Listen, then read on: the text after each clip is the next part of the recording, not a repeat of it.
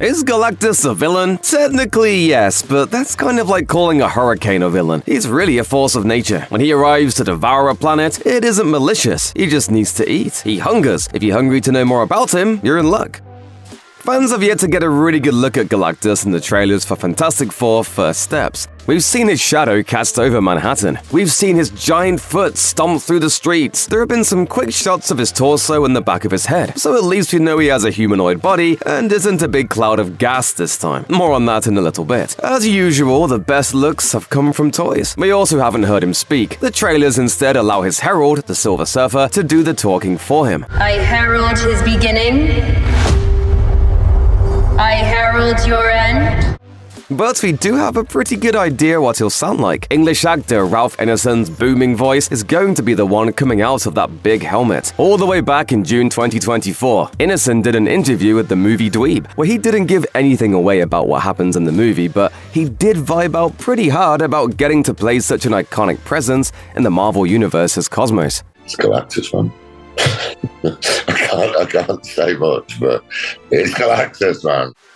Before becoming Galactus, he was just a man. Galen of Tar lived in the 6th cosmos. That was a version of the Marvel Universe before the one we all know and love. The one with Spider-Man and Alpha Flight and all the rest. Galen's mother was Tyre, the planet Tar's Scienceer Supreme. He was essentially born through in vitro fertilization, having gestated in what Tyre describes as a womb tube. She's not a particularly hands-on mother, instead letting an advanced crib, the Technocot, largely raise him. Galen grows up to become a scientist and explorer, and he's sent to investigate a plague that's rapidly wiping out the universe. It's been called lots of different things over the years, but Marvel eventually settled on the name the Black Winter. Unable to stop the plague, Galen suggests that Tar's survivors fly a ship directly into the source of the radiation that's killing everything. They do, and it kills everyone except Galen, who finds himself imbued with mysterious energy.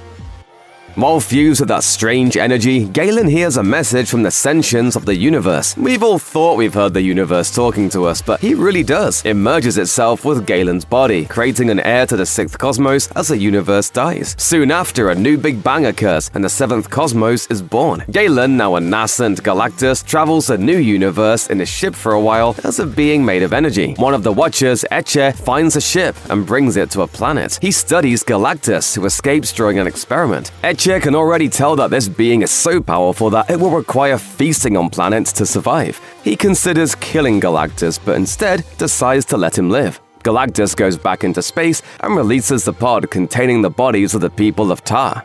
He then creates his costume to regulate his awesome energies and reforms a ship into an incubator in which he can grow into his eventual giant form.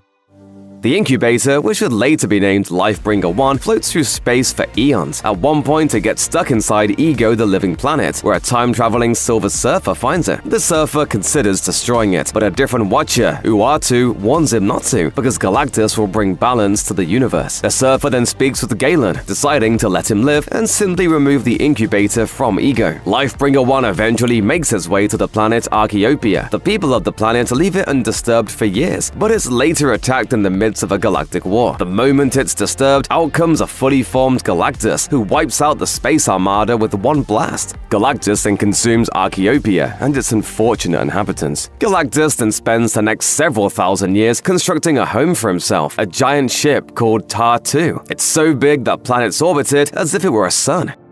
Even with all his power, even Galactus can't manage to constantly search the vast reaches of space to find planets to eat. So he appoints heralds to do that part for him. His first herald is revealed in Thanos issue 11 from 2004 to be the Fallen One. He quickly rebels against Galactus and holds a vendetta against him. Likely the longest-serving herald is the Silver Surfer. When Galactus threatens to devour the planet Zenlar, the noble Norrin Rad approaches to ask him to turn back. Galactus says he will, but only if Norrin will become his herald. Norrin agrees and is transformed into the Silver Surfer, remaining in Galactus' service for nearly a century, according to some accounts. Norrin Rad exists no more.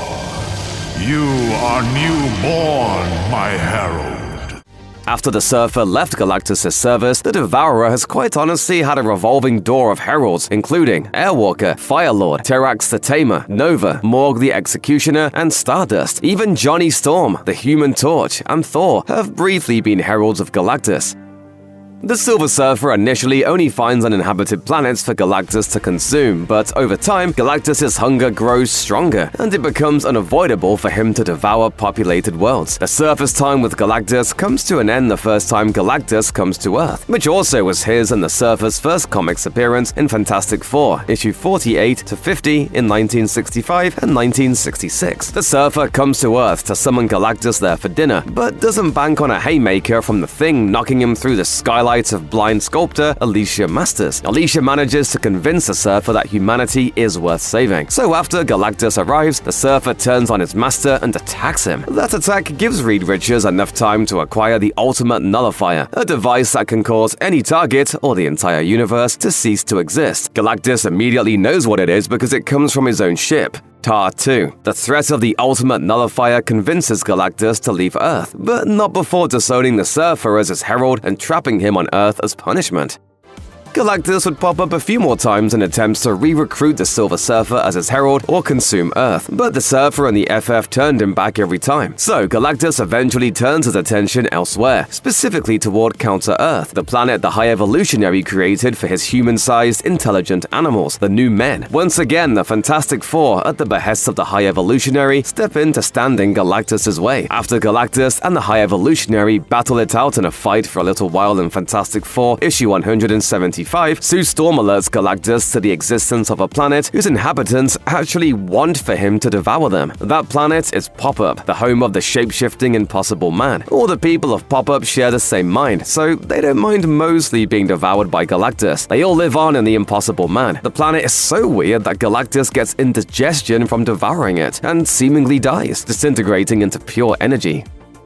It only takes about 35 issues for Galactus to be back at it. Fantastic Four, issue 210 explains that Galactus is simply revived when his energy is absorbed back into a ship and reconstituted into his body. That story sees him once again attempt to consume Earth, and fail. By Fantastic Four, issue 243, Galactus has gone so long without feeding that he's very weak. Seeing an opportunity, Earth's heroes work together to actually put the cosmic being down for the count. After his defeat, the incapacitated Galactus begins to shrink and appears to be dying. Unable to let any living being die, Reed Richards uses the power of Thor's hammer to revive him. Even though Galactus goes so far as to call the heroes of Earth friends for saving him, he still has to eat and threatens to devour Earth. The planet is only saved when Frankie Ray, Johnny Storm's girlfriend, offers to be his herald Nova. Reed Richards is eventually put on trial for saving Galactus' life. Galactus serves as his defense. The incarnation of the universe, Eternity, finally arrives and explains that Galactus is necessary for cosmic balance.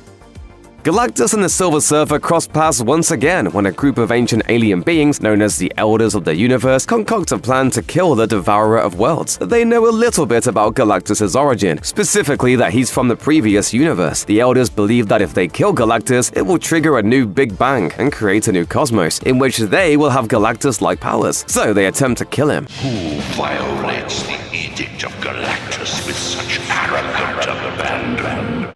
It takes the combined efforts of the Surfer, Galactus' Herald Nova, and Franklin Richards to save Galactus' life. While Franklin and Nova trap the Elders in a black hole, the Surfer summons the personifications of order and chaos to bring Galactus back. The Devourer then beats someone the Elders recruited to kill Galactus, his counterpart from an alternate universe, the In-Betweener, in a fistfight. In a distant future, Galactus becomes bonded to an adult Franklin Richards, essentially serving as his herald.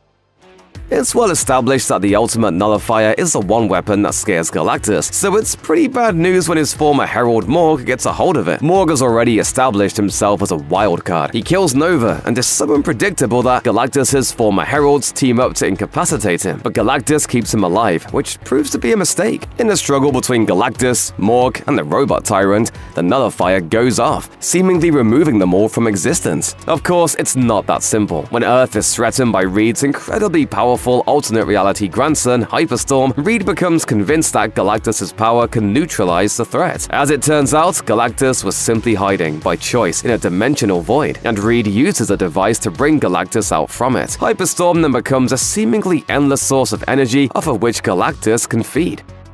Comics have to go on forever, so, of course, Hyperstorm only feeds Galactus for a little while. In fact, by the time the 1999 miniseries Galactus the Devourer rolls around, he's hungrier than ever. Not only does Galactus have a new herald, Red Shift, but he also has changed how he devours planets. Instead of drawing all the energy from the planet and its inhabitants, he has taken to simply consuming the life forces of sentient beings. This becomes an insatiable addiction for him. Worried about the vast loss of life this will cause, the Silver Surfer challenges and defeats Redshift to once again become Galactus's herald. Do you truly expect me to believe you wish to resume your duties as my herald? The Surfer then takes Galactus to the highly advanced Shi'ar homeworld in hopes they will have some technological method of pushing him back. The Shi'ar team up with many of Earth's heroes to fight off Galactus, giving the Surfer time to connect Galactus to the machinery of his own world ship, causing him to be devoured. He once again becomes just energy, which is dispersed throughout the universe. When there's a Galactus-filled hole in the universe, someone steps up to fill it. That's what the even worse Abraxas does in Fantastic Four Annual 2001. The Fantastic Four attempt to use the ultimate nullifier on Abraxas, but he takes it from them. So Franklin and Valeria Richards combine their powers to restore Galactus, who takes the nullifier from Abraxas. Reed Richards ends up with the nullifier, and uses it to reset the universe so that Abraxas never escaped his imprisonment. The Annihilation event from 2006 finds the Silver Surfer and Galactus once again on the same side. A group called the Seekers starts killing former heralds, so the former herald and master come together to stop them. But they're then defeated and captured by acolytes of Annihilus. Annihilus has plans to use Galactus as a living weapon to wipe out all life in the universe, but a group of heroes frees him. He then unleashes a blast of energy that destroys most of the Annihilation wave, Annihilus's invading force. It essentially ends the conflict, and the Surfer once again becomes Galactus's herald. Galactus appears in multiple TV and film adaptations of the Fantastic Four story that introduced him, including episodes of the 1967 and 1994 Fantastic Four animated series. Another version of that story is the 2007 movie, Fantastic Four: Rise of the Silver Surfer. That's the one where Galactus is depicted as a big cloud floating through space. It is known by many names. My people called it Galactus, the Devourer of Worlds. Naturally, Galactus also appears several times in the single-season Silver Surfer animated series from 1998. Since then, he's popped up in episodes of plenty of other Marvel animated shows, including the Superhero Squad show, Avengers: Earth's Mightiest Heroes, Hulk and the Agents of Smash, and Avengers Assemble. Believe it or not, there's a comics version of Galactus who is a cloud too. Well, kinda, and it predates the movie depiction. Marvel launched its Ultimate Universe in 2000 in hopes of bringing in new readers with a streamlined continuity and modernized characters. The Ultimate version of Galactus with the three-word name Galactus debuted in 2006's Ultimate Extinction series. Instead of one all-consuming being, it's a swarm of robotic drones that consumes whatever it comes across. By 2013, after enough people expressed their discontent with any version of Galactus being a cloud, Ultimate Galactus was gone. Marvel Universe Galactus, sent to the Ultimate Universe through the events of the Age of Ultron event, merges with his Ultimate counterpart in the Hunger miniseries, leaving just one Galactus who's a big guy in a pointy helmet. The Ultimate Heroes kick Galactus out of their universe by sending him to the Negative Zone, and he's eventually brought back to the regular Marvel U, the 616, by the Eternals. The first few issues of The Mighty Thor from 2011 pit Galactus against the gods of Asgard. Hoping to keep Galactus from devouring any more inhabited worlds, the Silver Surfer hopes to acquire the Galactus Seed, which is in the possession of Odin. Both Surfer and Galactus believe it can sate the Devourer's hunger for a long time to come. Odin refuses to hand it over though, because it's a sacred Asgardian artifact and he believes it will make Galactus too powerful. This leads to a prolonged conflict, which climaxes with a full-on fight between Galactus and Odin. Odin also releases the Destroyer to hold off Galactus and the Surfer. In the midst of all that, Loki travels to a massive limbo where he hides the seed from everyone. With the understanding that the seed can't be found by any of the parties involved, Galactus and the Asgardians make a truce. The Marvel Universe was a seventh cosmos until the 2015 Secret Wars event. That series results in the birth of the eighth cosmos, which is what the current Marvel U is. Considering how drastic the change between the sixth and seventh versions of the cosmos was, you might think that the eighth would bring some big changes with it too. But not really. It's basically still the Marvel Universe as it was, with some minor changes to make it more like the MCU. And some Ultimate Universe characters live there now. That's most of it. So, even though the transition from the sixth to the seventh cosmos cosmos caused some major changes for Galactus, it didn't really have much effect on him in the shift from 7th to 8th. He's basically still the same guy. Well, until everything does change for him a little bit later. Oh, and this is as good of a place as any to bring up Galactus' daughter of sorts, Galacta. She's 1, from an alternate universe, and 2, was initially a parasitic being inside Galactus who grew to be similar to him. Now you know. Gross. After the creation of the 8th cosmos, a group of superheroes that dubbed itself the Ultimates started working on solving some of the biggest problems in the universe. The first one they tackle? Galactus' persistent hunger. The Ultimates find Lifebringer 1 and force Galactus back into its incubator, hoping he will evolve into a new form of life as he did before. And he does! The Galactus that comes out of the destroyed incubator has a new gold and white color scheme, and is no longer the Devourer, but the Lifebringer. He immediately returns to the first planet he consumed, Archaeopia, and restores life to it. A few cosmic entities see the change as perversion of the natural order and attempt to change Galactus back. But the Ultimates and some opposing cosmic forces work together to restore Galactus as the Lifebringer. One of Galactus' chief goals after becoming the Lifebringer is to release Eternity, who has been imprisoned, and to punish whomever the jailer is. He assembles a group of super powerful beings called the Eternity Watch to make this happen. They discover that the embodiment of the first cosmos, the first firmament, is behind Eternity's captivity. It wants to restore itself as the personification of all things. But the Ultimates and the Eternity Watch are able to free Eternity, who then summons the embodiment of several of the previous universes to take down the first firmament. Sadly, Galactus spends less than 2 years as a Lifebringer. In the Infinity Countdown event from 2018, he has to become his old self at the behest of the Silver Surfer. Ultron has plans to launch rockets carrying a virus throughout the galaxy, thus remaking it in his own image. Galactus has to consume the planet Ultron is using as a launching pad to prevent that from happening.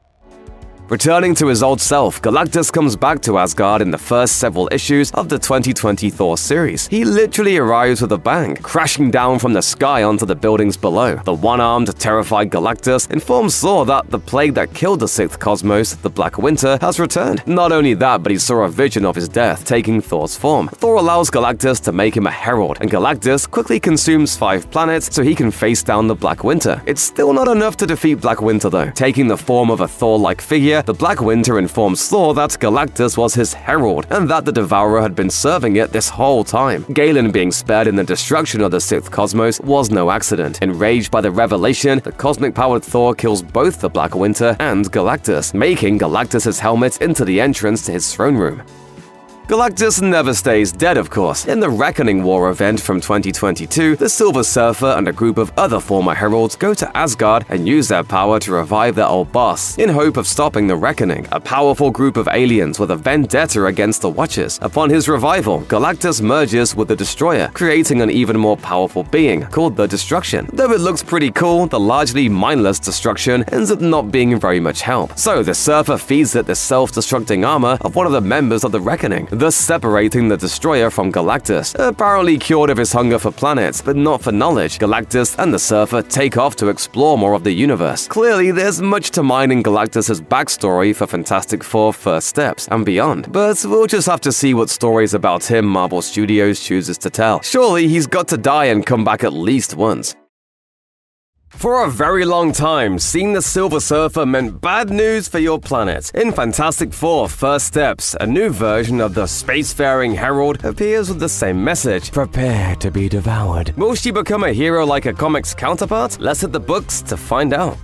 Julia Garner plays a Silver Surfer in Fantastic Four First Steps, and like many MCU actors not named Mark Ruffalo, she's largely kept her mouth shut about major plot details. When Yahoo UK asked what her favorite version of the Surfer is going to be like, she responded, literally, shiny and fast. In another interview with Entertainment Tonight, Garner described her part as not being particularly big either.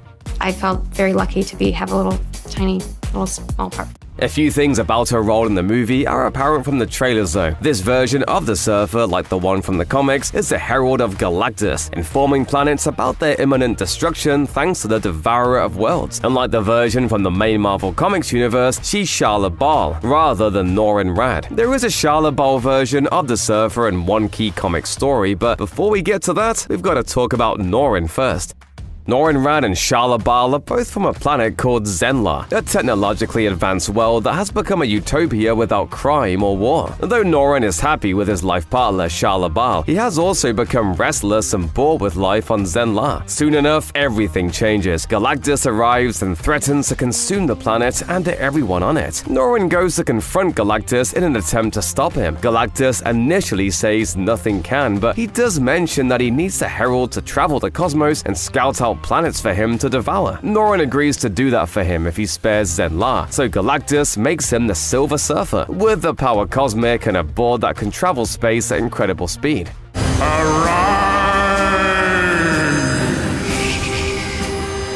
Master, I am ready to serve. The 1991 graphic novel Silver Surfer Homecoming states that Norrin remains in Galactus' service for nearly 100 years. Still a noble and good-hearted being, the Surfer initially seeks out uninhabited planets for Galactus to devour. But he eventually runs out of those and has to start serving up wells of life for Galactus to consume. Encountering the people of the first such planet in 2018 Silver Surfer Annual Issue 1 causes such emotional pain for the Surfer that he ends up attacking Galactus. Clearly, this is a problem for Galactus, so the Devourer removes some of Surfer's memories and subverts his emotions so that he can better do his job. So the Surfer goes on to use his power cosmic to serve up planets for Galactus for quite a bit longer. The Surfer's actual first appearance in comics comes in 1965's Fantastic Four, issue 48, by Stan Lee and Jack Kirby. As is later established he has done countless times before on other planets, the Surfer arrives on Earth to serve it up as the next meal for his boss. Your planet is now marked for death. But Earth is different in some key ways. First, it has Ben Grimm, aka The Thing, who knocks the Surfer unconscious. The Surfer just happens to fall through a skylight into the apartment of Ben's girlfriend, the blind artist, Alicia Masters. Alicia manages to convince the Surfer that Earth is worth saving, so he takes off to try to stop his master from devouring the planet. Though he puts up a pretty good fight, the Surfer's no match for Galactus, who disowns the Surfer as his herald and confines him to Earth with an energy barrier that surrounds the planet. Galactus is only convinced to leave Earth after Reed Richards acquires and threatens to use the Ultimate Nullifier, a device that will erase everything in existence, including Galactus himself. The Silver Surfer spends nearly 10 years trapped on Earth thanks to the cosmic barrier Galactus has raised. With all that power and all that speed, being stuck on a single planet is just about the worst thing that can happen to him. In his next appearance, he gets into a fight with Ben Grimm over Alicia Masters, for whom he still has feelings. The Surfer got his own 18-issue comic series in 1968, and after laying out his origin, it depicts him taking on an array of different villains, including Ghost Pirates, Loki, the alien Badu, and the Abomination. Increasingly frustrated by his captivity, Surfer also gets into some misunderstandings and fights heroes including Spider-Man and the Human Torch. In two different stories, Norrin is briefly reunited with Shala Bal when she's kidnapped by Mephisto, but she's sent back to Zenla both times. The Surfer also continued to interact with the Fantastic Four. When Dr. Doom temporarily steals the Surfer's power, they work together to stop him. Galactus later returns to Earth to try to bring the Surfer back into his service, but the heroes work together to sate his hunger and send him away. The Silver Surfer is a little too powerful and weird for the Avengers, so instead he joins up with another team of overpowered weirdos, the Defenders. Surfer first teams up with the Hulk and Namor in 1970's Submariner issue 34, where they operate under the name the Titans 3, but that group disbands by the next issue. Doctor Strange teams up with Hulk and Namor more permanently in Defenders issue 1 from 1972. Surfer reluctantly joins a team in the next issue, though he makes clear he'd rather be traveling the cosmos or reunited with Shala Bal. The Surfer helps the Defenders on a few adventures, including one where they're tricked by Loki and Dormammu into fighting the Avengers, but by issue 11, he departs. The Surfer would rejoin the Defenders as the team's lineup changed pretty drastically over the years, but usually only for short stints before returning to his usual solitary existence. The Surfer temporarily breaks free of his exile on Earth in the 1982 Silver Surfer one-shot. Reed Richards develops a device that can, just once, pierce Galactus' barrier around Earth, enabling Surfer to return to the cosmos. His first stop, of course, is Zenla. The Surfer is horrified to discover that it has been devastated by Galactus.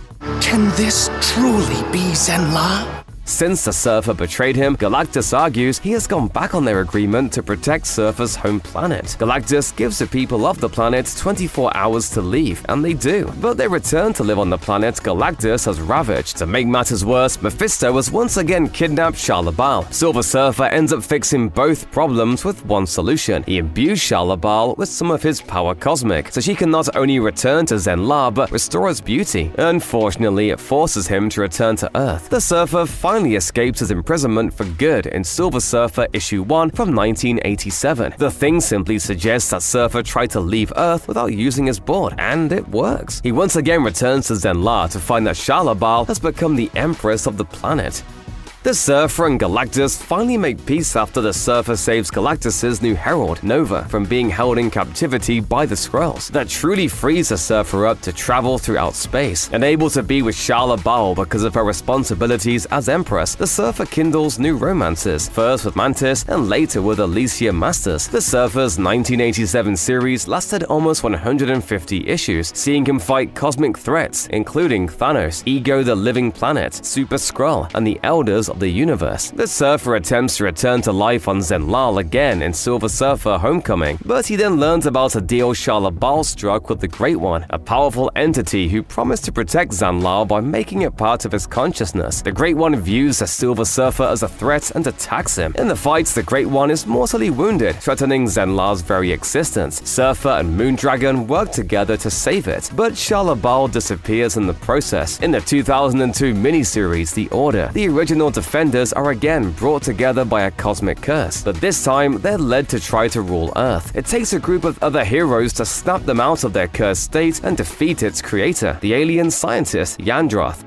Most of the Norrin Rad version of Silver Surfer's appearances on TV have come as a guest star. He's in the 1967 Fantastic Four cartoons adaptation of the Surfer's first appearance, and several episodes of the 1994 Fantastic Four cartoon as well. He's also in episodes of the Superhero Squad Show and Hulk and the Agents of Smash! That said, the Surfer did get one season of his own self-titled animated series in 1997. The 13-episode series spends 3 of those episodes recounting the Surfer's origin story. In another episode, he returns to Zenn-La and reunites with Shah-Labal. And of course, the Silver Surfer is in the title of the 2007 Fantastic Four sequel, Rise of the Silver Surfer. He's played physically by Doug Jones and voiced by Lawrence Fishburne in the film, which tells a pretty heavily revised version of the Coming of Galactus story from Fantastic Four issue 48 to 50. Your herald summons you.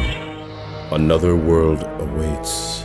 The idea of Shah-Labal as the Silver Surfer comes from the 1999 miniseries Earth X, which takes place in an alternate dystopian future. Norrin Rad and Shah-Labal's story is pretty much the same up until a point where Galactus is killed. Norrin realizes that Galactus is necessary to maintain a cosmic balance, so he and the High Evolutionary work together to make Franklin Richards the new Galactus. This new Galactus also gives Shah-Labal the power cosmic, also making her the Silver Surfer. She's eventually killed in a battle with the Celestials. There's another version of Shah-Labal who becomes a herald of Galactus too, but not the Silver Surfer. In What If, issue 37 from 1982, Galactus not only traps Norrin Rad on Earth after his betrayal, but also strips him of his powers as the Silver Surfer. Galactus then returns to Zenn-La to devour it. Like Norrin did years before, Shah-Labal confronts Galactus and offers to become his herald to save her home planet. He consents and transforms her into a herald named Starglow.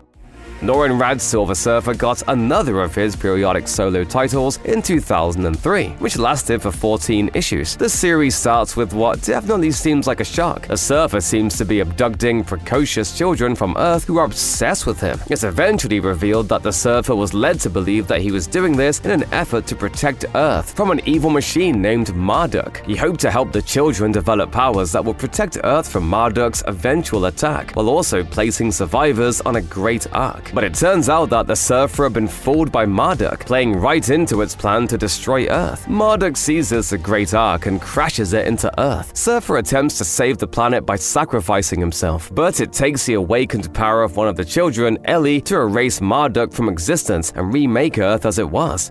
The cosmic arm of Marvel Comics really regained a new life in the mid-2000s, and the Surfer was there for all of it. The Hulk became a hero on the distant planet of Sakaar for a while in the Planet Hulk storyline, and Surfer was his unwilling opponent in the planet's battle arena. The Surfer had been lured to Sakaar through a wormhole that weakened him enough that he could be equipped with an obedience disc and forced to fight. Thankfully, the Surfer's disc is destroyed in the face-off, enabling him to use his power cosmic to destroy the other obedience discs and free the slaves of Sakaar. After Surfer leaves Sakaar behind, he gets involved in the Annihilation event following the death of Galactus' Herald Airwalker. Choosing the lesser of two evils, the Surfer once again becomes a herald of Galactus to fight off the Seekers, who are systematically killing off heralds. Though Surfer and Galactus are both temporarily defeated and held in captivity by Annihilus, the Guardians of the Galaxy free them. Surfer and Galactus release a wave of energy that plays a big part in ending the conflict. How could you willingly serve this thing? Because I must. The Surfer remains Galactus' herald for a while after Annihilation, while Reed and Susan Richards are on a brief break from the Fantastic Four. The Surfer and Galactus get drawn into conflict with a version of the group that includes Black Panther and Storm. Galactus wants to consume the cosmic being Epoch, but the FF prevent that from happening. The Surfer is also put at odds with the superhero Nova, who, after a huge fight, convinces the Surfer to give the people of a planet time to leave before Galactus drains it of its energy. The Surfer eventually brings Galactus back to the planet Sakaar, hoping that if the big guy devours the planet's old power, he'll be sated for millennia to come. But the Hulk's son, Scar, opposes the Surfer's plan, beating him in a fight and equipping him with another obedience disc. To settle things, Scar's mother sacrifices herself and her own old power to save her planet, while also giving Galactus the sustenance he needs. Galactus and the Surfer both join the God Squad to defeat the Chaos King in the Chaos War event. The whole thing leaves Galactus drained, so the big man goes off to recover, while Surfer eventually takes a vacation on Earth in the Silver Surfer miniseries from 2011. The Surfer's respite is quickly ruined by the High Evolutionary, who steals the Surfer's power cosmic away, leaving him as just regular old Norrin Rad. Left powerless, Norrin has to approach the Fantastic Four for help. They work together to trick the High Evolutionary's own herald, Susie Endo, into releasing some of her power. Norrin is able to use that to become the Surfer once again. He also makes out with Endo. It's a complicated relationship. Galactus makes his way back and sends the Evolutionary away. He gives the Surfer his freedom once again and prepares to consume the moon, which the Evolutionary has terraformed into a life-sustaining planet. The Surfer knows that devouring the moon will cause a debris storm that would destroy Earth. The Surfer offers himself up as herald again to stop it and makes the moon as it was before.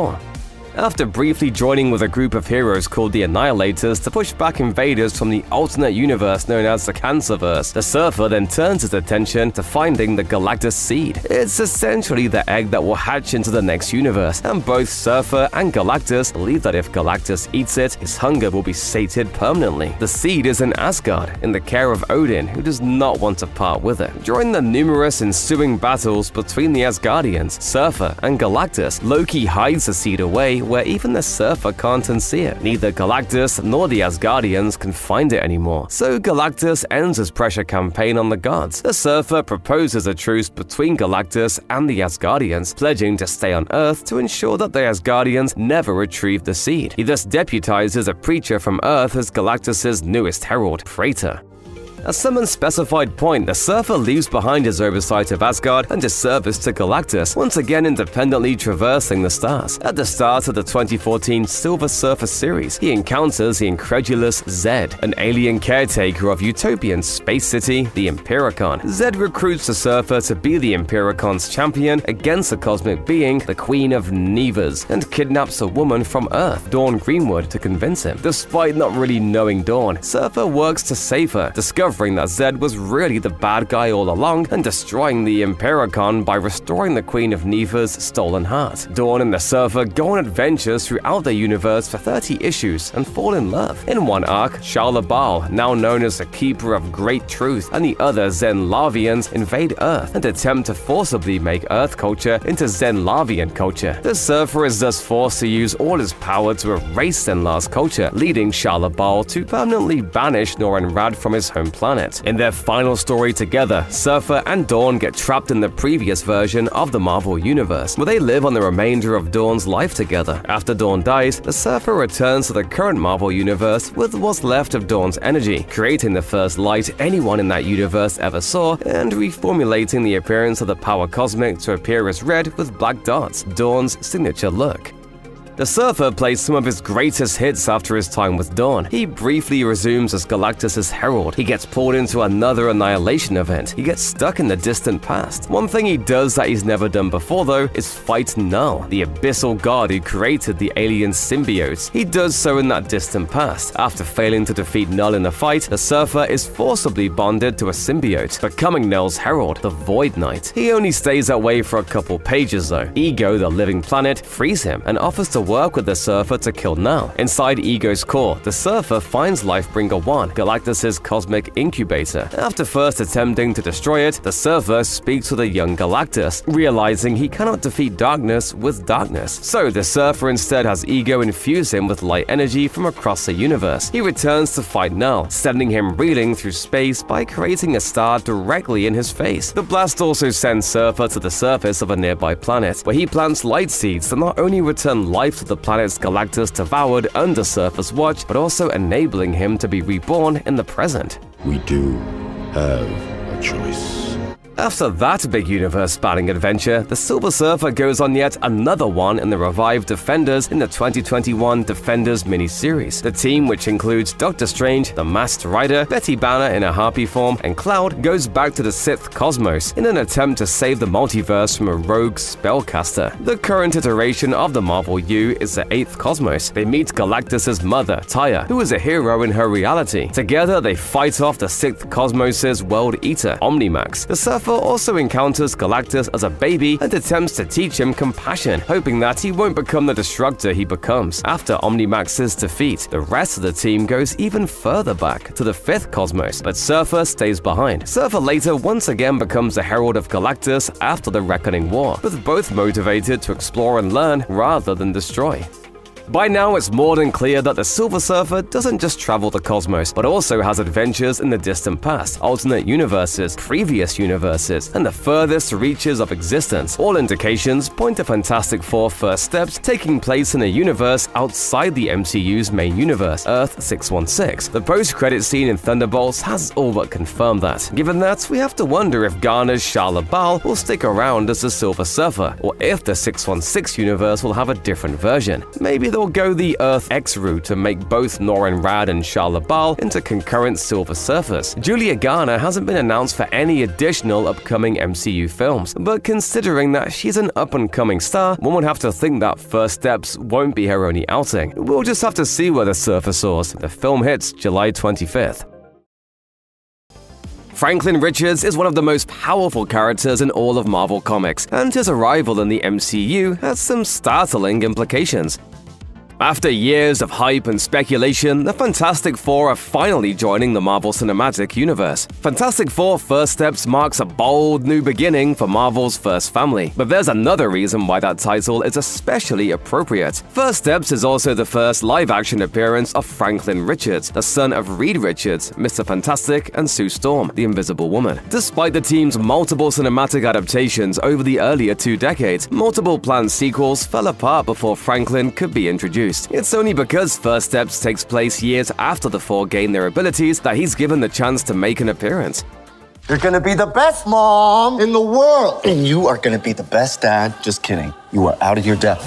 We are gonna be the best uncles ever. But here's the thing. No, not that one. Franklin is more than just a child of heroes like Morgan Stark or T'Challa II. As a matter of fact, he's all but guaranteed to be one of the most pivotal figures in the MCU moving forward. That's because in the comics, Franklin is an Omega-level mutant, meaning he's one of the strongest and most dangerous characters around. When Stan Lee and Jack Kirby created the Fantastic Four, they wanted them to be more than just a superhero team. They wanted their characters to feel like real people with real relationships, which is why they were written to be more than just work colleagues. They're also a family. Reed Richards marries Sue Storm in 1965's Fantastic Four Annual Issue 3, making Johnny Storm his brother-in-law. Naturally, the next step was for Mr. Fantastic and the Invisible Woman to have a baby. Lee and Kirby saw the creative potential in this immediately. As Lee revealed in an interview, "It occurred to me we could have a lot of fun with that, because we would assume that if two people with superpowers have a baby, the baby might have a superpower. But what superpower would he have? And we could keep the readers guessing for years until the baby grew up." Do we really want to raise kids in all this? Face it, we're not exactly normal. Sue Storm is revealed to be pregnant not long after the wedding, setting the stage for plenty of family drama in the years to come. It's not easy giving birth to one of the most powerful beings in the universe. In 1968's Fantastic Four Annual Issue 6, shortly before Sue is due to go into labor, Reed discovers that cosmic radiation in her bloodstream is threatening to kill both mother and unborn child. The only thing that can save her is a cosmic control rod, which is wielded by the villain Annihilus in the alternate dimension known as the Negative Zone. With help from the Thing and the Human Torch, Mr. Fantastic enters the Negative Zone and catches Annihilus' attention. After a difficult battle, they subdue the evildoer and take the cosmic control rod right off of his chest. The gadget helps him return home safely, and Reed uses some of its power to save his wife and child. Thankfully, she gives birth to a healthy baby boy, and she takes maternity leave from the team to take care of him. It will take quite a few more issues before the child is given the name Franklin Benjamin Richards. Franklin, after Sue and Johnny's father, Franklin Storm, and Benjamin, after his godfather, Ben Grimm. After that, though, it's only a matter of time before his powers start coming in and throwing the Fantastic Four into disarray. For a while, Franklin seems like a relatively normal boy. Reed and Sue hire a nanny by the name of Agatha Harkness to watch their son as they go about their daily lives saving the world. Despite her reputation, she's a pretty solid babysitter, using her witchy abilities to keep Franklin safe from all sorts of threats. The first time that Franklin Richards uses his powers is in Fantastic Four Issue 130, when he awakens the Thing after he's knocked unconscious by the Frightful Four. Instead of getting the chance to develop his powers naturally, things are kicked into high gear when Annihilus returns, hitting him with rays that unlock his full potential. Without any time to think of a better way to stop his son from killing countless people, Reed shoots him with a special gun that puts him into a coma. Understandably, Sue doesn't take it very well. Franklin comes to a few issues later when he stops Ultron 7 by hitting him with massively powerful energy blasts. The outburst also undoes the effects of Annihilus' machine, but it's not long until Franklin's powers pull him back into action. Every superhero needs a suitable name, and Franklin has gone through a few. In Fantastic Four, issue 244 and 245, the young mutant finds himself so affected by the phrase "grow up" that turns him into a fully grown man. Now known as Avatar, he unwittingly wreaks havoc through the Baxter Building until Sue helps him realize who he is. In transforming back to his childhood self, he puts psychic dampers in his own brain to ensure that he gets his abilities only when he's mature enough to use them. But of course, that doesn't mean that Franklin can't go on adventures. Retaining the ability to see possible futures through his dreams, he joins a kids' superhero team known as Power Pack without his parents knowing. Taking on the name Tattletale, Franklin works with the Power siblings to stop the bad futures from coming to pass, even living with them whenever the Fantastic Four's work gets too dangerous for a kid to be present. Once Franklin's time with Power Pack comes to a close, time travel shenanigans ensue. His grandfather, Nathaniel Richards, whisks him away from his time and trains him to become the hero Psylord. Psylord returns to the place from where Franklin was kidnapped and establishes a team called the Fantastic Force, but it's all undone through more time travel wonkery. In 1996, the Onslaught event threw the Marvel Comics universe into chaos. The villain of the same name left dozens of dead superheroes in its wake, molded by the subconscious thoughts of both Professor X and Magneto. He comes after Franklin, gaining his trust by posing as a boy around his age named Charlie. Lots of strong characters prove no match for Onslaught, but Franklin refuses to die so easily. Unfortunately, the malevolent construct manages to harness his powers to rewrite reality, making it even easier for him to kill kill even more people. Teaming up with the X-Men and some of Earth's other mightiest heroes, the Fantastic Four goes after Onslaught with some rather unlikely allies like Dr. Doom. They enter his energy form in an attempt to stop him once and for all, and then it explodes, seemingly killing everyone inside. Professor X manages to save Franklin, but there's no more Fantastic Four to take care of him. Of course, no one really dies in the comics. In this case, they never really died at all. Without realizing it, Franklin transports the heroes to a pocket dimension where they live rebooted lives on Counter-Earth. Without his family around, Franklin stays at Professor Xavier's school for gifted youngsters, carrying their new universe around with him in the form of a blue ball. Eventually, the Celestial Ashema tells Franklin that he created another reality, and unfortunately, one of them must be destroyed. After the two meld consciousnesses, they strike a deal, returning the displaced heroes to their proper home and reuniting Franklin with his parents. Franklin is a handful, to say the least, but nevertheless, Reed and Sue decide that their son should have a sibling. Tragically, radiation causes Sue to lose her unborn child, and Franklin is devastated. He uses his abilities to transport her to another universe, and after Onslaught is defeated and the heroes are returned, she comes back. Her name is Valeria, and she was raised by an alternate version of Sue, married to a reformed Dr. Doom. It's funny how things turn out, isn't it? Hilarious.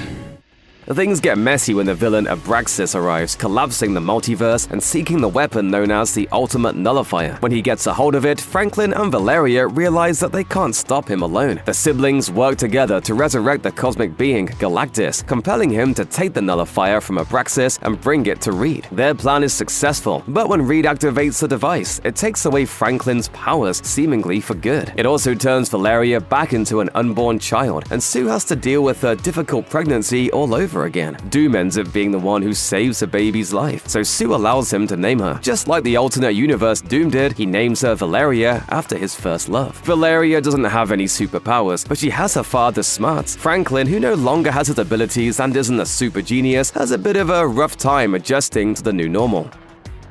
For a while, Franklin is a mostly normal kid, aside from his remarkable family, of course. It's still a busy time. Onslaught returns and tries to kill him again, and once that's dealt with, the secret invasion plotline heats up, pitting Franklin and Valeria against the Skrulls. Things really heat up in the Dark Reign series, in which Norman Osborn and his organization, Hammer, attack the Baxter building and come after the kids. When Reed gets shot at by Osborn, Franklin shoots back with his toy gun, and somehow the bullet that comes out of it is real. The day is saved, and the only explanation as to how Franklin is able to do that is the return of his powers. Sure enough, that's exactly what's happened. He creates another universe under his blankets, hinting at plenty more reality-warping adventures to come. It's also around this time that Franklin meets a mysterious time-traveling stranger who turns out to be himself from the future.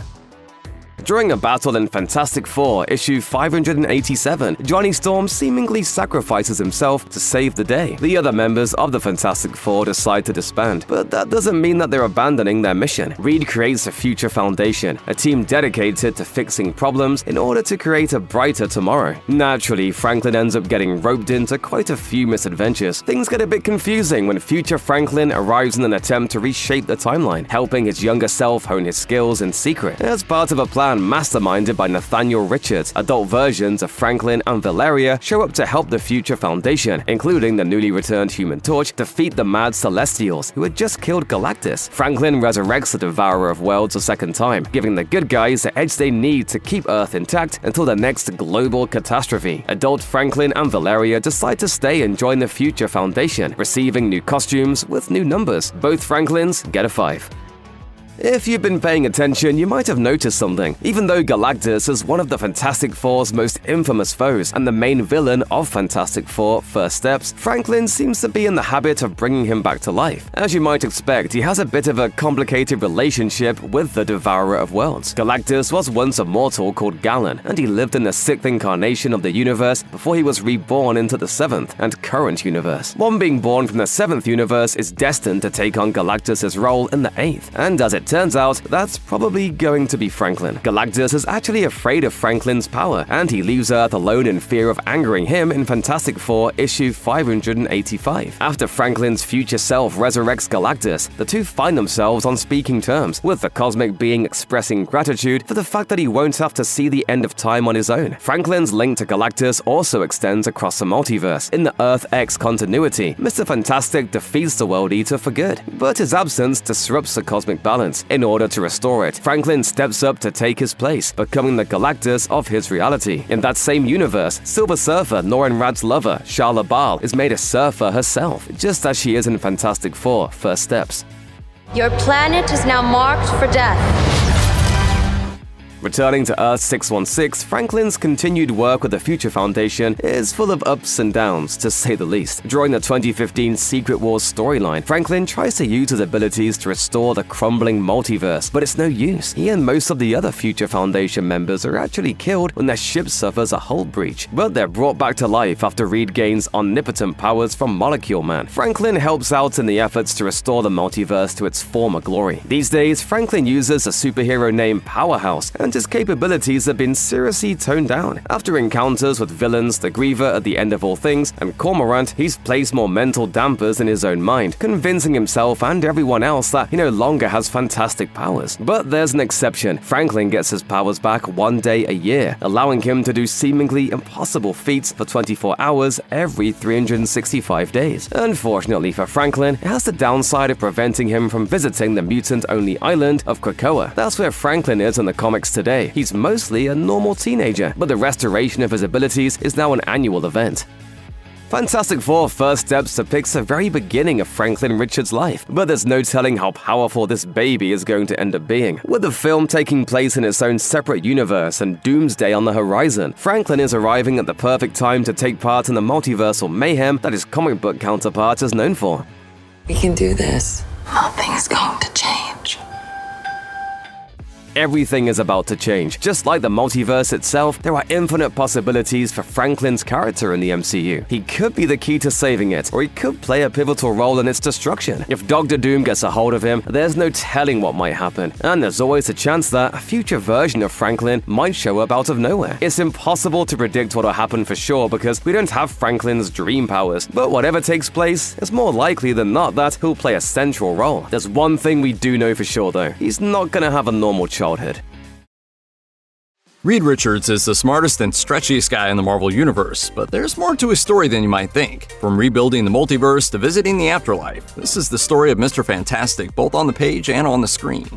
Since 1961, comic book readers have closely followed the exploits of the Fantastic Four, Marvel's first superhero team. Based in New York City's Baxter Building, they're led by the smartest man alive, Reed Richards, better known by his superhero name Mr. Fantastic. Along with Sue Storm, the Invisible Woman, Johnny Storm, the Human Torch, and Ben Grimm, the Thing, the Fantastic Four are more than just a team, they're a family. They've had their fair share of differences and struggles, but they always find a way to come back stronger than ever. When the massive success of the MCU's Phase 1 proved that the franchise was here to stay, fans started speculating when the Avengers might be able to meet the Fantastic Four. Rights issues delayed such a crossover for years, but fans got a sneak peek of what that might look like when John Krasinski appeared as Reed Richards in 2022's Doctor Strange in the Multiverse of Madness. Emphasis on might, because Krasinski hasn't been seen in the MCU since he got shredded by Scarlet Witch. In 2025, Fantastic Four: First Steps finally brings the entire team into the fold. In their universe, Reed is played by Pedro Pascal, who tries his best to be a strong leader for the family as they face off against the existential threat of Galactus. We will protect you. You might not know it from the trailers for First Steps, or the earlier Fantastic Four movies for that matter, but Reed Richards' story goes to some unexpected places in the comics. To fully understand it, we have to start at the beginning.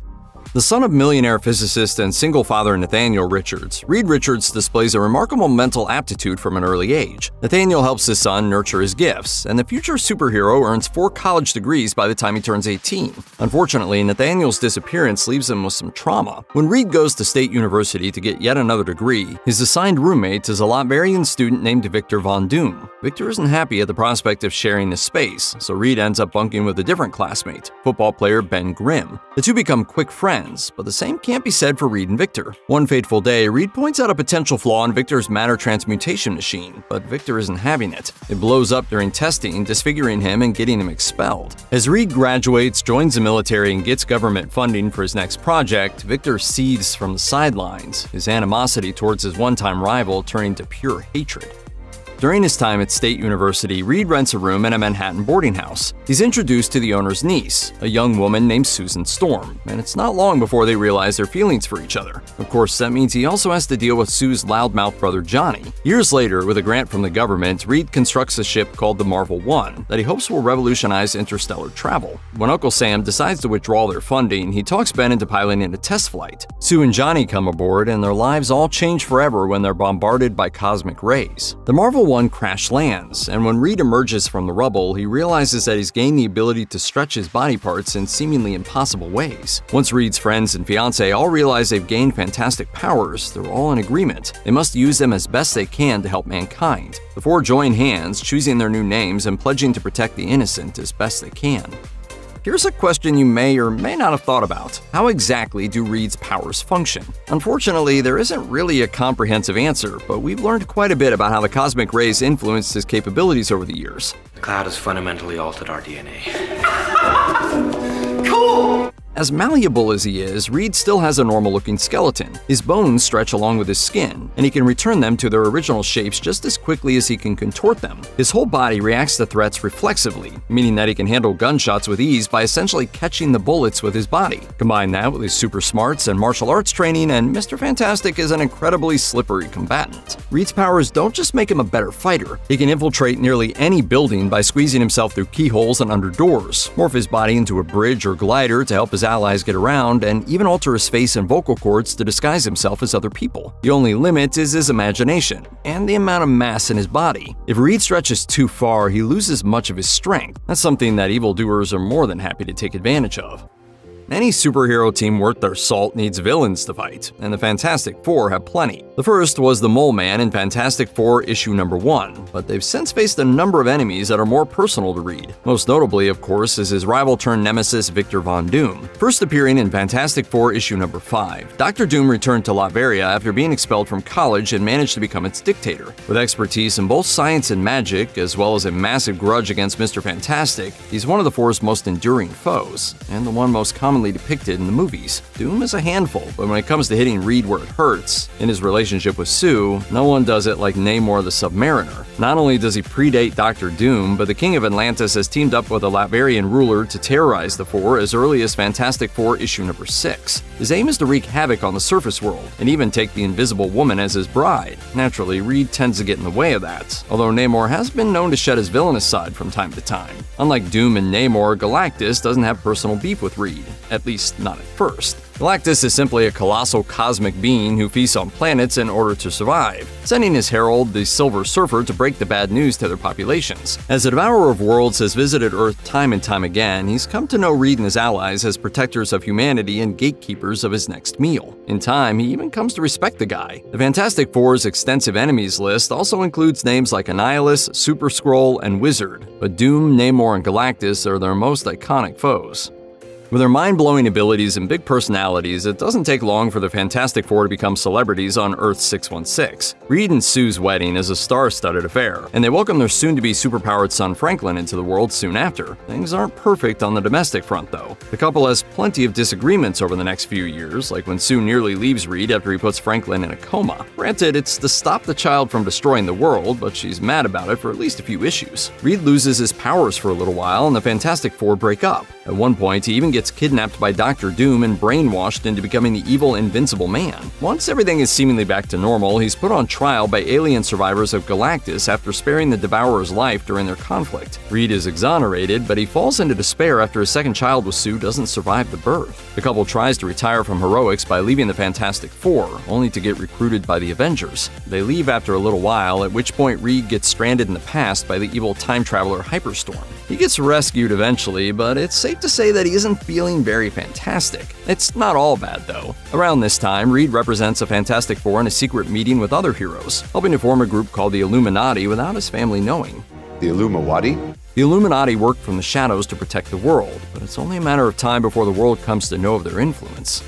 In the mid-90s, no Marvel hero was safe from Onslaught. A construct built from the combined thoughts of Professor X and Magneto, Onslaught takes down heroes with relative ease before absorbing their powers for himself. He has his eyes on a couple of exceptionally powerful mutants, and unfortunately for Reed, one of them is his son Franklin. In a desperate attempt to save Franklin and countless others, the Fantastic Four and Avengers charge into Onslaught's energy field. It works, freeing Franklin and killing Onslaught, and seemingly all the heroes around him. In reality, though, they exist in a pocket universe that Franklin carries around with him in the form of a blue ball. Their lives are rebooted for a time, but they get pulled back to Earth 616 with their memories restored after Franklin strikes a deal with the Celestial. Franklin does more than that. He also brings back his sister, whom he had already met as a teenager after sending her to live in an alternate dimension during her birth. If you're lost, that's okay. When you combine time travel and the multiverse, things get pretty confusing. What really matters is that Reed and Sue's daughter is born soon after, and to his dismay, Sue lets Dr. Doom name her Valeria. With the four back in their home universe, Reed's suffering continues with a vengeance. After Doom kidnaps his kids, he and his teammates head to Latveria to rescue them. Doom gets literally dragged to hell, leaving Reed with a magic scar on his way out. Unfortunately for Reed, he's unable to use his powers to remove it. Reed starts to spiral, going mad with power as he strong-arms his way into being the new ruler of Latveria almost entirely out of spite. And it's apparently not enough for him because he teleports Doom out of hell into a prison of his own design, where they'll both remain in a stalemate for all eternity. Since he hadn't told his friends about his plan, they break in and accidentally free them. Possessing the other members of the Fantastic Four, Doom forces Reed to kill Ben, before return to America and break up once again. And it goes for Reed and Sue's relationship as well. Now at his lowest point, Reed dedicates his efforts to finding a way to bring Ben back. He finds one in the Afterlife machine, the same device that exploded in Doom's face all those years ago. Reed uses it to transport the three remaining members to heaven, where they reunite with their friend. They're given the chance to meet the Creator, the closest thing the Marvel Universe has to the biblical God,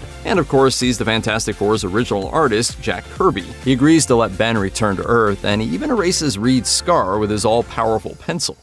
Marvel has had plenty of crossover events through the years, and the Fantastic Four is typically involved in them. In 2006, a Civil War storyline engulfed Earth 616, and just like in the real-life Civil War, families were split in two. Based on his scientific findings, Reed comes to the conclusion that the Superhuman Registration Act favored by Iron Man is the only way to ensure a safe future. Sue and Johnny disagree, leaving to join the Secret Avengers until the conflict ends. Reunited, Reed and Sue try to go on a second honeymoon, but World War Hulk interrupts their plans. Hulk has massive beef with the Illuminati for banishing him from Earth, so he forces its members to do gladiator fights in Madison Square Garden. Hulk shows mercy on them before Sentry shows up to save the day. As it turns out, though, the secret invasion had been going strong behind the scenes the whole time. A Skrull infiltrates an Illuminati meeting disguised as Black Bolt. Then another one, posing as Hank Pym, shoots him with a weapon that destabilizes his physical form. The Skrulls stretch him across the floor of an arena until he's rescued by Abigail Brand. Reed helps unmask and defeat the Skrulls, but that doesn't mean his life is about to get any quieter.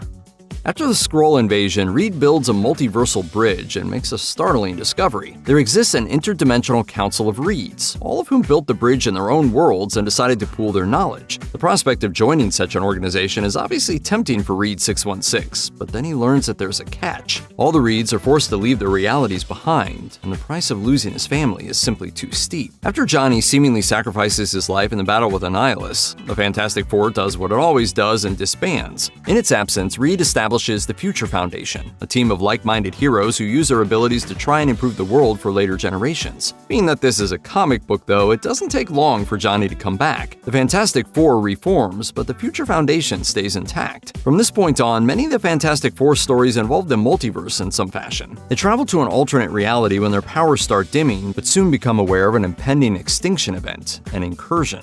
Incursion? An incursion occurs when the boundary between two universes erodes and they collide. The Council of Reeds has numerous members, but there's no variant of Reed Richards more infamous than the one from Earth 1610. The Mr. Fantastic of the Ultimate Universe grows up with an abusive father and gets his powers from an alternate dimension. After a series of painful failures and a visit from Kang the Conqueror, he goes mad with power, killing his own family and orchestrating alien attacks. Enraged by their teammates' unthinkable acts, Ultimate, Sue, and Johnny unleash their fury alongside other heroes, maiming him and leaving him for dead in the negative zone. But what does Reed 1610 have to do with Reed 616? If you're a Marvel Comics fan, you know exactly where this is going. Reed 1610 survives and becomes the Maker, one of the most notoriously sadistic figures in the entire multiverse. He establishes a future foundation of his own called the Children of Tomorrow and builds his own city to house them. When the Maker learns about the incoming threat of incursions, he wipes out every world that threatens to collide with his. That is until only one other universe remains, Earth 616. He ends up on a literal collision course with his alternate self, setting up a monumental showdown. Reed has been known to suffer, but the pain he feels in the 2015 Secret Wars storyline is unlike anything he's experienced before. As the incursion threatens to destroy his reality, he loads his family and friends onto a life raft designed to transport them to a safer place. Unfortunately, the craft is damaged, and the other members of the Fantastic Four are killed along with Franklin, Valeria, and too many other heroes to list. The life raft ends up on the stitched-together Battle World, where Dr. Doom rules as God Emperor with variants of Sue, Franklin, and Valeria by his side. Similar ship from Earth 1610 touches down, built from designs the Maker stole from Earth 616. Thus, Reed and the Maker meet for the first time. You'd think that they'd start fighting immediately, but there's just one thing. Reed really hates Doom. So both Reeds work together to try and stop him, until the Maker betrays his alternate self, that is. He makes a move after they find Owen Reese, the Molecule Man, who isn't impressed and turns the Maker into slices. He also brings down Doom's power level enough to give Reed a fighting chance. Their conflict ends when Reese gives Reed the power to rebuild the multiverse, destroying Battleworld. Naturally, his priority is to bring back his family and the dimension he calls home. Franklin creates new concepts for universes one by one, and Reed turns them into realities. He restores the fallen heroes as well, and in an act that demonstrates tremendous personal growth, he does the same for Doom.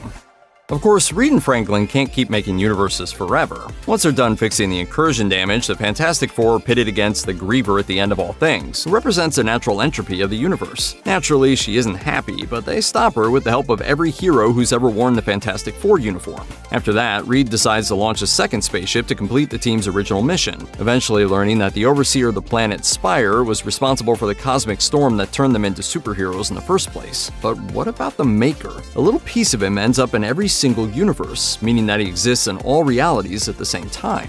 So of course he wants to bring them back together again, especially Earths 616 and 1610. He presents a council of Reeds with a plan to restore his home dimension, and ends up conquering the very similar Earth 6160 by manipulating its history to prevent the rise of superheroes. As cool as it would be, Reed 616 and the Maker haven't had a grand one-on-one showdown without the Molecule Man's help. As of mid-2025, the Maker stays hidden within his sealed city, waiting for the perfect time to continue his plan. For nearly as long as Reed and the Fantastic Four have graced the pages of Marvel Comics, they've also lived on the screen. The first adaptation of their story was Hanna-Barbera's Fantastic Four cartoon from 1967, starring Gerald Moore as Mr. Fantastic. Since then, the character has appeared in a total of 10 Marvel animated series, and has been played by 9 different people, including veteran voice actors James Marsders and D. Bradley Baker. And that's not even counting all the video games Reed has been in. The first attempt to bring the team to the big screen was in 1994, but it didn't go so well. A movie was shot and edited, but it was pulled from release at the last second. A low-budget take on the Fantastic Four's origin story. The Roger Corman-produced film featured Alex Hyde White in the role of Reed Richards, and used clever camera tricks to make his limbs look like rubber. Once the rights transferred to 20th Century Fox, a much more successful Fantastic Four movie was made. Ioan Gruffudd was cast as Reed in the 2005 Tim Story film, and reprised the role in Fantastic Four: Rise of the Silver Surfer. This is the version of Mr. Fantastic that most millennials probably think of whenever someone mentions a character. I'm one of the greatest minds of the 21st century. I'm engaged to the hottest girl on the planet. In 2015, Gen Z got Miles Teller. Director Josh Trank's take on the Fantastic Four's origin story aligns more with the Ultimate Universe version than the original, minus all the Maker stuff. That last part hasn't stopped some fans from hoping that Teller could come back as a villain in Avengers: Secret Wars. That brings us to Fantastic Four First Steps and Pedro Pascal, who's leading the team's MCU debut and their biggest adventure yet. For the first time in his live-action history, Reed Richards is a father. Sue starts the film pregnant with baby Franklin, and she and Reed welcome their first child during its runtime. A dedicated family man and the host of an educational TV show for kids, Reed's hopes for his son's future are thrown into turmoil when the Silver Surfer heralds his Earth's destruction. Assisted by his wife, brother-in-law, and best friend, he has no choice but to dedicate the entirety of his brainpower towards finding a way, any way, to stop Galactus. We are going to find a solution. We are going to make it right. Of course, the MCU's Fantastic Four won't just be one and done. They've already been confirmed to appear in Avengers Doomsday, although you can probably expect the nature of Reed's rivalry with Robert Downey Jr.'s Dr. Doom to deviate from the comics. Either way, if Avengers Secret Wars is anything like the 2015 comic event, then Reed is gonna end up doing some truly fantastic things. I take back every single bad thing I've been saying about you. To myself. In private.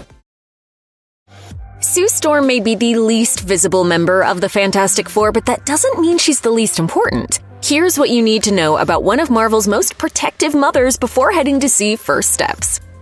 The Fantastic Four are Marvel's first superhero team, but they're more than that. They're a family. Sue Storm, Reed Richards, Johnny Storm, and Ben Grimm share a familial bond that's lasted for more than 6 decades. But if it wasn't for the Invisible Woman, they'd just be 3 guys hanging out. After all, Mr. Fantastic is her husband, the Human Torch is her brother, and the Thing is the godfather of her child. Hello, boys. Jesus. When the First Steps lead cast was unveiled on Valentine's Day 2024, The Crown and Mission Impossible star Vanessa Kirby was revealed to be the new Sue Storm. Sue is a mom for the first time in her live-action history, raising the stakes even higher when the four have to work together to stop Galactus. We'll face it together.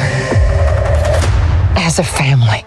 It's been a long road from the comics to the MCU, but it all started back in 1961 with Fantastic Four issue number 1. Sue and Johnny Storm grow up in Long Island, raised by their parents Mary and Dr. Franklin Storm until tragedy strikes. When Mary dies in a car accident, Franklin turns to drinking and gambling, and he gets 20 to life in prison after accidentally killing a loan shark. The siblings go to live with their aunt in her boarding house, and it's during their time there that Sue meets a studious young man by the name of Reed Richards. Reed and Sue fall in love and get engaged, and they have no reason to believe their relationship will be anything more than ordinary until one fateful day, when the US government decides that it no longer wants to fund Reed's Marvel 1 rocket project. Reed decides to take it for a spin. Sue convinces Reed's friend Ben to pilot the ship and convinces her fiancé to let her join, while Johnny tags along to make sure his sister is okay. When the four are bombarded by cosmic rays and crash land, they turn out to be more than just okay. They all have fantastic new powers, with Sue realizing that she's now capable of becoming invisible. They vow to use their gifts to help the innocent, and Sue takes the superhero name of the Invisible Girl.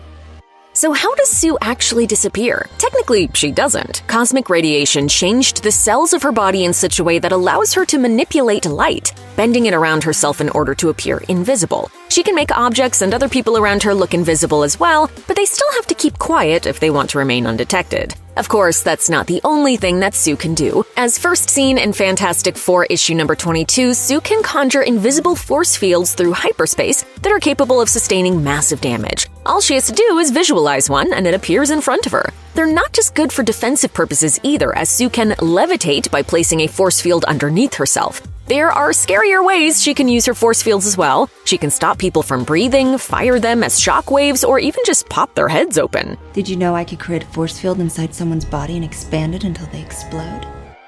Sue has used her powers to help defeat some of Marvel's strongest villains. With her in their corner, the Fantastic Four can handle anything. Well, almost.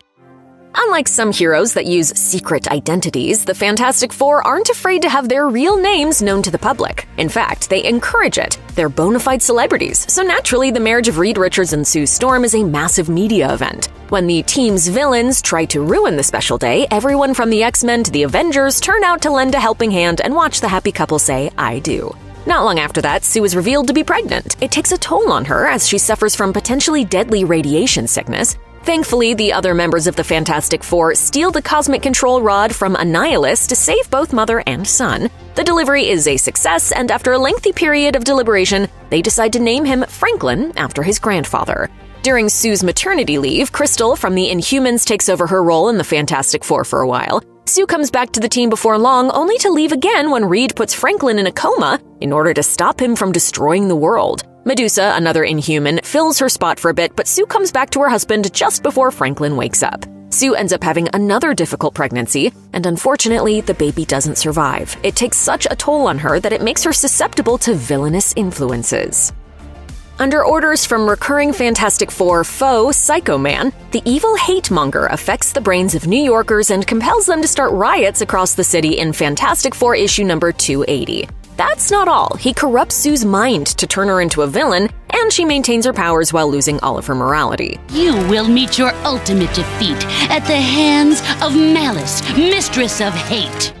Malice takes down She-Hulk, who'd recently replaced the Thing on the Fantastic Four, before making a move against Reed and Johnny. Reed manages to bring her back to her true self by slapping her and telling her to shut up. Not his finest husband moment. Even when Sue is back to her old self, it's clear that the incident has changed her. She wants vengeance, and even though she gets re-brainwashed for a moment, they manage to stop Psycho Man's evil reign. Instead of killing him, Sue declares that she's going to pay him back in kind and uses his emotional control box against him. She's successful, but she continues to grapple with her loss of innocence from the tragedies she's recently had to face. Thus, she sheds the title of Invisible Girl and declares herself the Invisible Woman. Sue leaves the Four again to take care of Franklin, but she and Reed end up working with the Avengers for a bit. After she touches the Infinity Gems, she becomes Malice once again, but the alter ego is pushed to Sue's subconscious by the In-Betweener. Malice reemerges in Fantastic Four issue number 369 during the Infinity War storyline and remains an influence on Sue until she meets a version of her son from the future known as Psylord. Malice ends up being transferred to the teenage Franklin, finally ridding Sue of her darker half. If you're a big fan of all things Marvel, you've probably noticed that there's a major part of Sue's life that we haven't mentioned yet. His name is Namor. The Submariner first encountered the Fantastic Four in their 4th issue, and he's refused to go away ever since. That's because he fell in love with Sue Storm at first sight, and he'll stop at nothing to make the Invisible Woman his bride. Complicating things is the fact that Sue has a soft spot for Namor that tends to upset her teammates, especially Reed. She's admitted to having a certain affection for the Atlantean monarch despite his repeated attempts to destroy the surface world. Prince Namor, I am flattered by your attention, but I am married to Reed Richards. Namor isn't a clear-cut villain, as he's been known to work alongside the Four whenever their interests align. Still, he makes his feelings for Sue no secret. After Reed seemingly dies at the hands of Dr. Doom, he wastes no time in making a move. Even after Reed comes back, Namor continues to pursue her, which isn't always so easy considering how she can turn invisible. Sue and Namor's relationship has gone further in alternate universes and what-if stories, but on Earth 616, it's never been more than an emotional affair. Nevertheless, Namor has never given up on his quest to turn the Invisible Woman into the Queen of Atlantis. After Franklin accidentally reboots and unreboots the Marvel Universe during the Onslaught and Heroes Reborn storylines, Sue and Reed continue to learn just how powerful their boy can be. Case in point, even though Sue believed that she lost her second child, it turns out that Franklin transported the baby to an alternate universe instead. She was given the name Valeria and was raised by variants of Sue and Dr. Doom. The Fantastic Four only learn the truth about her when she time dances into their headquarters and meets a younger version of her older brother. Things get even weirder when the villain Abraxas attempts to get his hands on a device called the Ultimate Nullifier so he can collapse the multiverse. Franklin and Valeria combine their powers to stop him, allowing Reed to take the device and rewrite reality so Abraxas doesn't exist. That wasn't the only thing that's rewritten, though. The teenage Valeria disappears and Sue gets a do-over on her pregnancy. It's still taxing on Sue's body, and the birth is only a success thanks to the intervention of Dr. Doom. In exchange, Sue allows him to name the child, and sure enough, he names her after his first love, Valeria. Doom ends up having a special connection with Sue's daughter, one that he doesn't hesitate to exploit. When Doom uses Valeria to make a move, it's devastating to the Fantastic Four. He kidnaps the entire family, torturing the adults and literally throwing Franklin into hell. The heroes manage to get the upper hand and defeat him, as always, but the Latverian dictator leaves Reed with a nasty scar on his way out. As Sue tries to take care of her incredibly traumatized son, Reed devotes his time and energy to taking over Latveria himself. Long story short, Reed brings Doom back so they can fight forever, Doom escapes and possesses Sue, then does the same to Ben and forces Reed to kill him. The four break up, but get back together after bringing Ben back from heaven. That said, Reed still has to answer for the whole taking over Latveria thing. He gives up his patents, destroying the team's income. The rest of the Fantastic Four's fortune is stolen by their money manager, leaving them completely broke. They spend some time living relatively normal lives, with Sue working as a teacher, but it turns out that Reed let it happen because he thought they could use a break. Before long, the four are back in action like nothing ever happened, until the next major event, that is.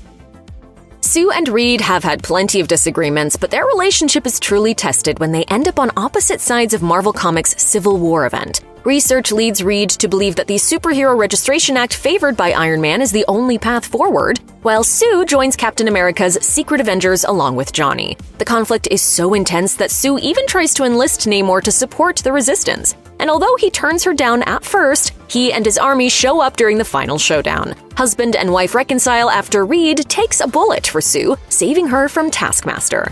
The war is over following Steve Rogers' surrender, but its consequences still linger. Sue and Reed try to rekindle their spark by taking a vacation, only to get attacked by the Frightful Four. They hire a new nanny for their kids, but soon find out that she's a variant of Sue from 500 years in the future who's trying to save the people of the 26th century. Of course, her plan has potentially apocalyptic consequences, and future Sue ends up getting killed by Dr. Doom. After that comes Secret Invasion, during which Sue is attacked by a Skrull posing as Mr. Fantastic. She's kidnapped and replaced by a Skrull who just so happens to be Johnny's ex-wife, but returns to action after the conflict ends. FF doesn't just stand for Fantastic Four, it also stands for the Future Foundation, a group that Reed starts to replace the Four after Johnny seemingly sacrifices his life during a battle with Annihilus. Their teamwork is put to the test after war comes to New York City, with the Kree attacking and managing to break through Sue's force field. It's not all bad, though. It turns out that Johnny is still alive, actually, and he helps stop the invaders with some help from the Inhumans. After that, the Mad Celestials arrive, but they're thwarted by future versions of Franklin and Valeria.